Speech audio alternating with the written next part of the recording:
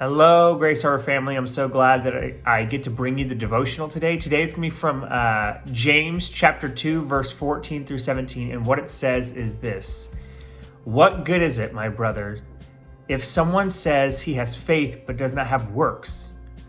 Can faith save him? If a brother or sister is poorly clothed and lacking in daily food, and one of you says to them, "Go in peace, be warm and filled," without giving them anything that the body needs, what good is that?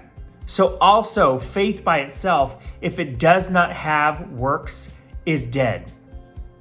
James says this example of faith without works so cleanly and simply. I think he says it so that nobody can argue with him, right? Like if you see a fellow believer who is in need of something and you say, "Hey, be blessed," like if it's cold outside and they have a t-shirt on and say, "Oh, get warm," what good is it to them if you just say, "Be blessed, get warm"?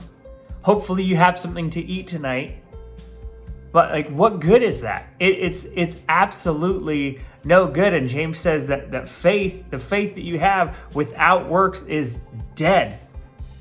Now, it's just this worthless faith, and that's hard to understand. You're like, faith is never worthless, and it's like, okay, well, let me explain it this way. Faith without works is like having a garden. Imagine you just have a big piece of land in your backyard. If you don't have a backyard, imagine the church field that we're going to plant a garden there, and we till the soil, we get all of the minerals down on the ground so that it's all prepped and ready to go, and then we go and make the mounds, and we put the seed in the ground, and we lay the irrigation out, we put the hoses out and everything so it's all ready to go, and then we look at it and we're like, that's great, and then we don't water it. We just don't turn the water on. What good is it to have the garden already, right? It's still a garden, it's still a designated place for growing things, but without any growth, without any watering, without any help, there's nothing that serves a purpose for. It's just dead soil. It's not going to grow on its own. It needs aid. It needs to be watered. And what I think James is truly saying here is that without works accompanying your faith, that means that I don't know if your faith is real. And that's hard, I think, for some of us to hear, "Oh, you can't tell me my faith isn't real." But there's no way that you can love God, know God, and serve God and not have good works follow. It's a natural byproduct because God loved us so much.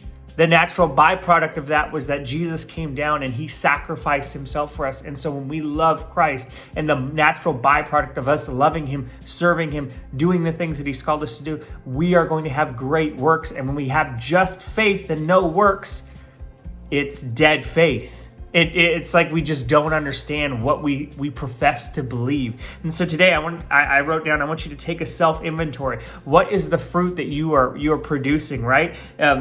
Love, joy, peace, patience, kindness, goodness, faithfulness, gentleness, self-control. Those are the fruits of the Spirit of God. It says in the Bible, what is it that your faith is in? Is your faith in yourself? Are you trying to do things on your own, or are you trying to serve God and give away things of yourself? Your love, your joy, your peace, your patience, those are the things that last forever. So I encourage you, take this self-inventory.